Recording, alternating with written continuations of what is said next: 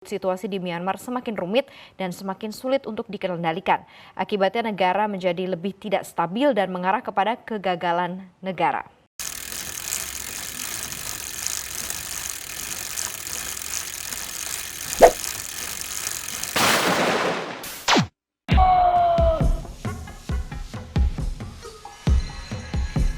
Halo Sobat Corong Indonesia, Myanmar, negeri seribu pagoda yang belakangan ini mencuri perhatian dunia rupanya makin hari makin beringas. Setelah mendapat banyak sanksi dari negara-negara besar, tak membuat junta militer Myanmar insaf juga ya bos. Akan tetapi nih, kalau kita telaah lebih jauh sebenarnya penderitaan Myanmar saat ini bukan apa-apa dibanding kepedihan etnis Muslim Rohingya kala itu. Di mana Muslim Rohingya di Myanmar sering digambarkan sebagai orang-orang yang paling sering mengalami persekusi di dunia. Mereka ditolak di negara sendiri, tidak diterima di beberapa negara tetangga, miskin, tak punya kewarganegaraan, dan dipaksa meninggalkan Myanmar dalam beberapa dekade terakhir. Bahkan, lebih dari 10.000 orang Rohingya melarikan diri setelah militer Myanmar melancarkan operasi militer di Rakhine.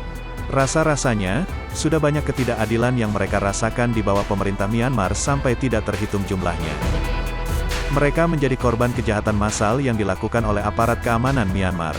Jahatnya lagi, mereka digusur dan diasingkan hanya untuk kepentingan masyarakat, lebih tepatnya kaum-kaum elit yang hanya berpangku tangan.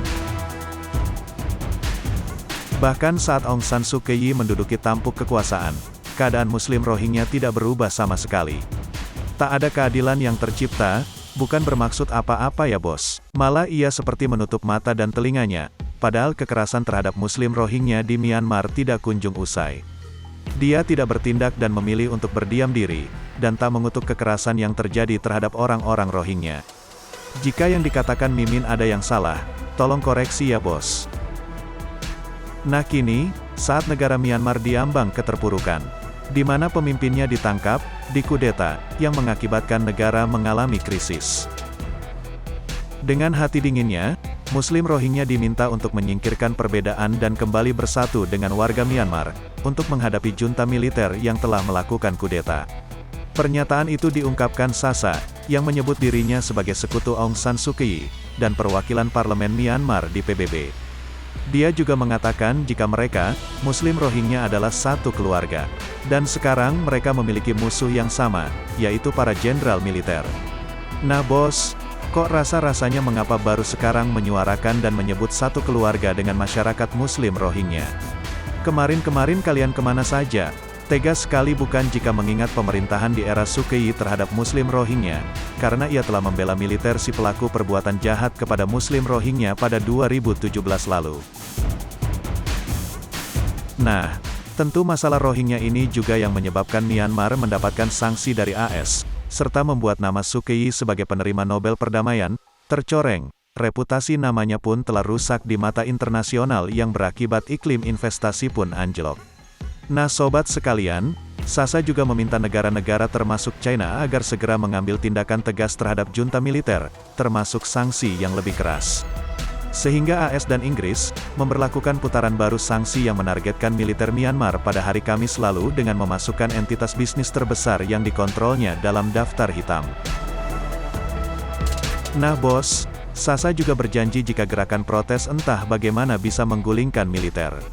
Ia berjanji pemerintah sipil negaranya akan bekerja untuk mengakhiri perselisihan sipil, yang telah berlangsung selama beberapa dekade, dan akan memastikan hak penuh untuk Rohingya, termasuk kewarganegaraan. Nah bos, apakah janji itu bisa kita percaya? Apakah saudara kita bisa mendapatkan keadilannya? Komen di bawah bos. Iya di luar dari itu semua, kita doakan saja yang terbaik buat mereka.